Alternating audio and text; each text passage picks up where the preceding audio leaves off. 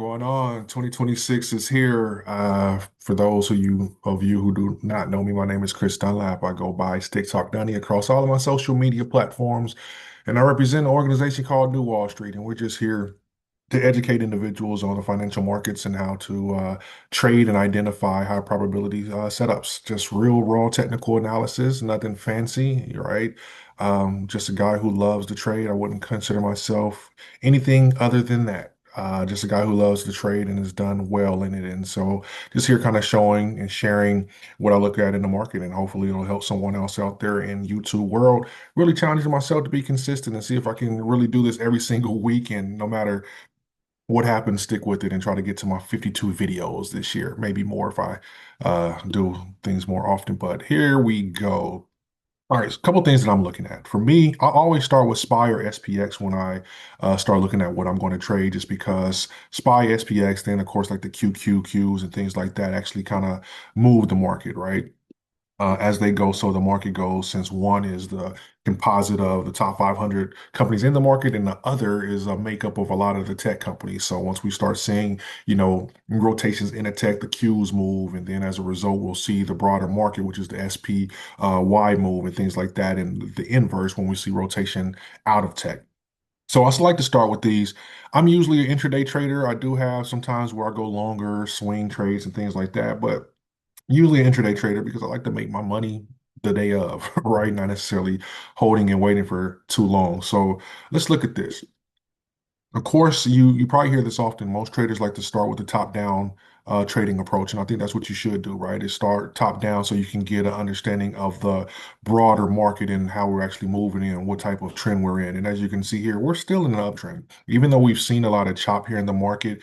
If we zoom out when in doubt, the market is still very, very bullish, right? We've been going up in this thing since pretty much April, since the first tariff announcement, right? We've regained and been going up. Now look at this. This was the trajectory that we were on for a while, and of course we broke that some, and it may look like on the daily there's some sideways consolidation. I guess you could really actually call this that here. All right, if we move this here and adjust a little bit, a little higher, we can say that, okay, we've been running up kind of crazy, and now we are in some consolidation in this zone here on the daily. So we could be expecting a broader breakout, right? Would get us back to start moving along this trend line again, or this can be the consolidation that breaks down and we start finally having bearish momentum in the market. But as of right now, got to stay bullish.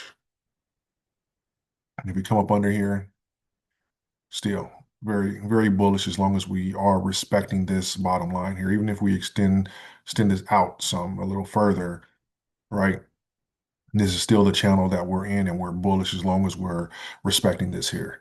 So that's your top down, right? The daily, we are still in a bullish market. Even if we go to the weekly, still in a bullish market. Now, one thing about here on the weekly, which is kind of interesting, is that this is a huge ascending wedge. Ascending wedges to me are one of my favorite trades because once these things break out, we start seeing like this. You see, here's one back here that's also that was an ascending wedge. This here, and then this here. And see, when we broke out, we broke down pretty violently. When these things drop out the bottom, they tend to drop out pretty violently. So I will be keeping my eye on that. But as long as we're in this ascending wedge, we are still very bullish. But once we lose, I would say 672 is when we can see a lot of drop in the market and a great opportunity to take some shorts. All right, so now from there, I just dropped down to my 1 hour. Again, I know that where you have some bullish momentum, but I'm an intraday trader. So this is where things change a little bit. When you're an intraday trader, you're taking what the market gives you in a little shorter time frame. Now, for me, I'll be honest, right? I think we're hot. I think we're definitely in a hot market right now. Looks like we may have a cup forming here, which could, bring us back down to bounce to this 692 range to kind of feel that handle. But we are very, very hot because this can also be for my guys that are technical analysis individuals and like to look at different patterns. We also got to be mindful of this. We also have to be mindful of this potentially being a bear flag, which would make sense to bring us back down to start touching around this 692. Right. So keep an eye on that. If we lose around 694, 16 or whatever, and this falls out and becomes a bear flag, it could bring us back down to try to retest this short-term trend here that we reclaimed on last Thursday, right? Short-term trend where we reclaimed it on the 1 hour, so this could bring us back down to try to retouch that again before pushing it back up. So that's what I would look for the following week on the SPY. A loss of like 694 should bring us back down to try to touch this, and then if we lose that, we could come even further down. Now, the beauty of this is if we come further down and we retouch this demand zone, which demand zone is telling us this is where buyers will most likely step in, we start to form a nice double bottom here, right? So if this does come back down and we touch this demand zone and we get some wick rejection, right, and we get a real wick where buyers step in, this could be a nice double bottom to push us back up to around this 695. So personally, right, I would like this more so 687 up to 695, 694, right? That's a 7, 8 point move on SPY. And we know that's a nice move on SPY to push back up. So I would personally like to wait for this. From if I'm being honest. But for those that like to short the market, again, this would be where I would start this short here. This would be my first take profit around this area, which also coincides with the breakup structure back here. This will be my first take profit, and if we lose that, we have a lot more falling room here if you want to short the market. Also, know my RSI divergence, things like that are showing that we're super duper hot also. So it's all screaming that we should be seeing a pullback. But again, we are in Donald Trump's market and anything can happen. This thing can continue to rip for as long as it wants to. It can continue to rip this thing to try to really get it to push to that 700, which would then be a whole number psychological level before it starts to pull back down also. So a few things to look for on that. But again, my levels for this week, if you do want to take calls, it would be above 694.56 or losing this area around 694. And I'll say that is because a couple areas of confluence here, right? We lose this bear bottom flag. We have a break of structure here at a key level. So two areas of confluence telling us that if we lose this, this should be bearish. And we have our indicators down here that are screaming that we should be pulling back. So a couple areas of confluence to really give you some confidence in a put if we lose this level. So that will be my first. Secondly, I want to go look at the VIX, right? So the VIX also tells a story for SPX and SPY, right? So we talk about how when we lose these trends, how we kind of fall violently. Look at this. That's what the VIX did. We lost a trend and it fell violently. Also, the indicators started screaming, right? Bearish divergence here on the RSI. So once that starts screaming and we start losing these key levels, we are right near a supply zone, which is telling us that sellers are reaching exhaustion. All those things started lining up and we saw a nice fall here on the VIX. Now, the VIX is the volatility index. And when it comes to trading VIX versus SPX and SPY, these typically move inverse of one another. So once we start seeing this VIX pull down to getting to this demand zone, this is where you want to be careful here because the VIX can bounce pretty violently also. We saw like right here, right? We hit a demand zone and we out of nowhere jumped up pretty heavy, a whole dollar move on the VIX. Um, Pushed that thing up, and on the inverse of that, the SPX and SPY dropped pretty heavy. So we got to be careful here, right? Once this starts happening, and if we do get a bounce here, right, we're overextended here on the VIX. We're getting to overextended on the RSI part of the VIX too. So once that bounce happens, we start looking at SPY pulling back. So again, we have the three areas of confluence on the SPY chart. Now we have two or three areas of confluence here on the VIX chart that are showing the inverse is more than likely going to happen. So we got to be mindful of that and don't get married to anything as far as going long on the SPY just right about now because of this. All right. A couple other stocks that I like to look at. I only keep a handful. I know all these are on here. That's just because different things that I may call out, I want to keep an eye on. Another one is Target. We got Target very, oh man, this was a beautiful play here on Target. And just to see if I can get into my, sorry, I was doing some graphic work here. This out of the way. All right, so we tracked this one pretty great this week for Target. I do have a Discord, not here to sell anything, but I do have a Discord, so that's why I'm going to. Where's my Target play? Target. Here we go. All right, so this was, I think it was Thursday. All right, we started talking about Target, right? And I was walking through what I looked for on Target. So we got a zone that showed up, right, which is our supply zone. That again, that's showing that sellers are exhausted. Target was running up, sellers got exhausted here when this zone showed up. So this is when we start looking for getting entries. Target also was ascending. Remember, I love these ascending wedges. So once we got rejection there, and we lost the ascending, this is where we entered into target. So on target on the 1 hour, right? We started at the 4 hour. We saw the supply zone forming because when I see exhaustion and I can't find a supply zone on the hour, which I usually trade, I go look around like where is this supply zone at? I know it's going to form. Formed on the 4 hour, we dropped back down to a lower time frame. Saw the ascending. We broke this ascending, so that was my second area of confluence, right? We had the supply zone as one, then we had the break of the ascending as two. So that was the second area of confluence. And then we just started walking through what we were looking for on target, what we were looking for our profit levels. And this is what I like to, when I see a break, I like to wait for the break and retest. And this was somebody was asking about that. So we broke here and it looks like they tried to push it back up a little bit to this trending line right here. And once that broke and we saw that wick, this was my second rejection. So this was the breakdown. They tried to push it back up. And then we got the baby wick that was my break retest and then further break. And once that happened, we just started falling, right? First target was 107 and we hit that. Again, I was saying, hey, we here, but I don't see any weakness. So we're going to keep holding. And what I mean by weakness, that means I don't see a wick at the bottom of this showing that buyers are stepping in yet. So we kept holding past 107, which was our first price target with the break of structure here in mind because supply demand zones, break of structures are typically magnets to where psychological levels and human emotions start pulling back at. And this is where those magnets start pulling back towards this break of structure. We held on to this thing for a little bit.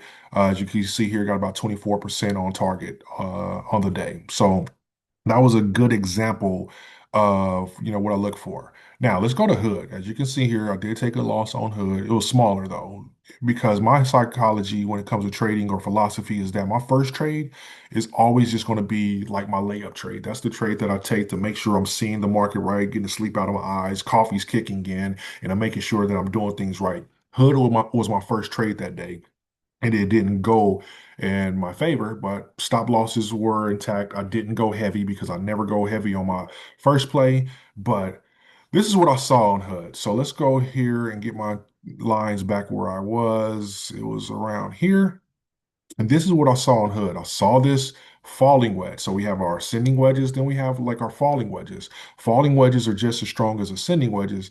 And so I saw my falling wedge here on Hood, but what happened with Hood was I jumped in too early. I did not wait on my breakout confirmation. So I saw that this was a falling wedge, and this was back around here when Hood was the call, and I expected this to push through. Again, expecting things to happen and going against the rules there. I didn't wait for my breakout. And so I got hit on that one. So that's where I took my loss. However, had I waited for my breakout, the very next day, this thing broke out like I wanted it to, ran up to the supply zone at this 118. And I was in a 119 call that expires this Friday the 16th. But I got into it right around here. So being at 118, I would have been in a profit, right? At least 20, 25% because the momentum that was going up. I got into early. Usually I like to wait for my breakout here. You see my breakout, retest was here, and then it ran up here. So I totally had a misstep of waiting for my breakout and retest. So that's why Hood went against me. But I still believe Hood is a good trade.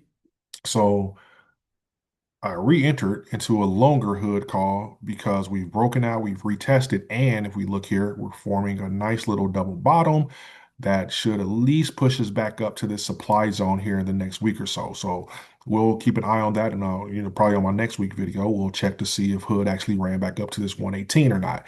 So this is what I'm expecting on Hood to do is to push this up, and we got some rejection here around this demand zone also. So I do expect Hood to continue pushing up finally and working in my favor. All right, so that was those trades. Also, I like to look at Bitcoin and see what Bitcoin is doing, not necessarily to trade Bitcoin, but to see what it's doing because there are Bitcoin related stocks. And my number one Bitcoin related stock is Riot. Typically, when Bitcoin is moving in a certain direction, Riot actually follows. So now we have Bitcoin hovering around 90,000 and is kind of weak right here. We can't really seem to break back out of this 91 zone. So we're a little weak here on Bitcoin. So this is what I'm expecting here. We're screaming a little bit here also. So I feel like if Bitcoin pulls down, I'm going to wait for that to happen because you've already seen what I have charted here for Riot is an ascending wedge forming, right? We have an ascending wedge forming here on Riot. So if Bitcoin happens to pull down, Riot's going to pull back also. Now, the reason why I like Riot as one of my favorite Bitcoin stocks is for one, it's only a $15 stock, right? Right now. If this happens and we lose 15.25 and get into a $15 put and Riot moves to back down to this demand zone at 14.90. Honestly, with Riot, since it's such a cheap stock, these type of moves are 30, 40, 50% moves on Riot. That's why I like trading it. And it's inexpensive, right? A contract on Riot, you can get a contract pushed out for 3 months on Riot for $100, $125 or so. They're pretty cheap.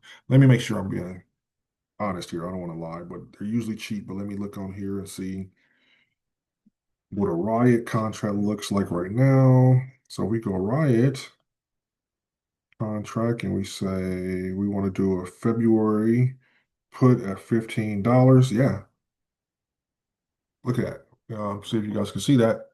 It's probably not going to show well. Screenshot that.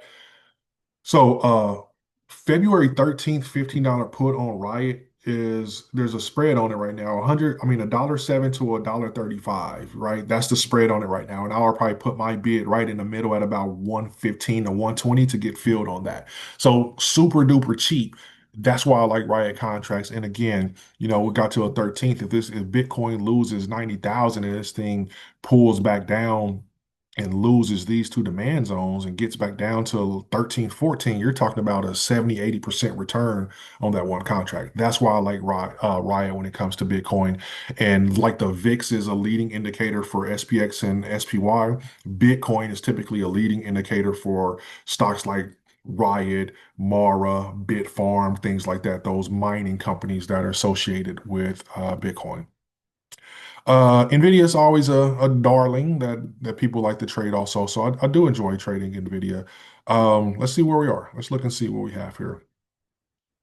Man, this looks like a EKG post right here. Look at all this up and down, little trading sideways. So let's go top down. Let's see what's happening. All right. Now, here's my falling wedge. You see that breakout? I love falling wedge breakouts. Let's remove all of this so we can have clear drawing here. All right. So this thing is very ugly right now. So this is what I would say. We look bearish. We definitely look bearish just because of how, things are flowing here. But the only thing that gives me pause on this is this doji right here. So for those who don't know, a doji is when we don't have more sellers than buyers. We're just stuck in the middle and there's some indecision on what's going to happen next in the market. But typically when dojis happen at like the end of a downtrend, you could call this a downtrend. Let's go ahead and come here and we can basically call ourselves a small little falling wedge forming here. So typically when dojis happen like this, where they're at the bottom of a downtrend, this indecision is also reversal, time for reversal. But I also like the fact that we basically have a falling wedge forming here. We may get a few more zigzags before we actually break out of that. But I do like that on NVIDIA because, man, I'm just sorry, I see things sometimes pretty quickly. Because also out of that, we have this. And if that does zigzag, zigzag, this could potentially form.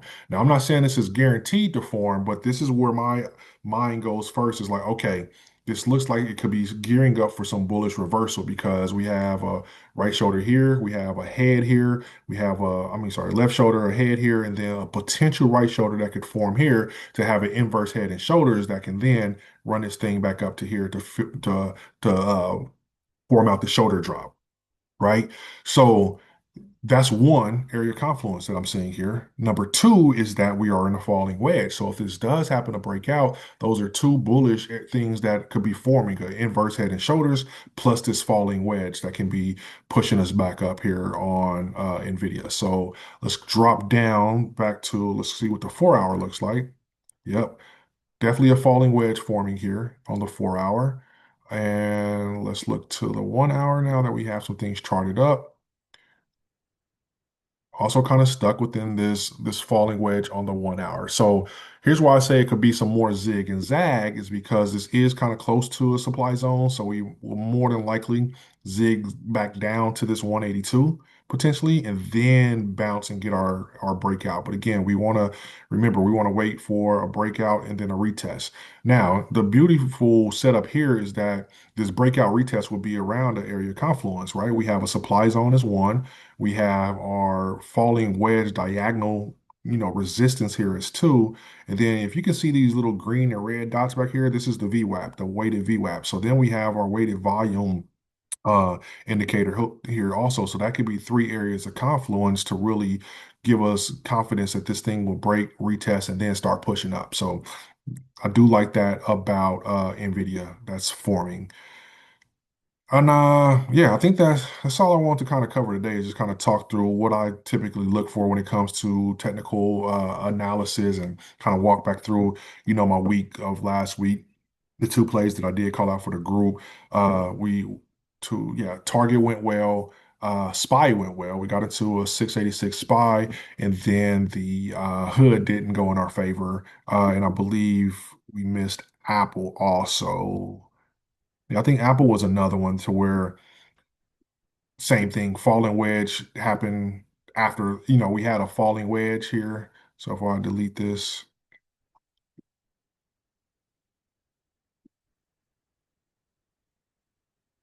maybe Apple did go in our favor. So had a falling wedge here, right?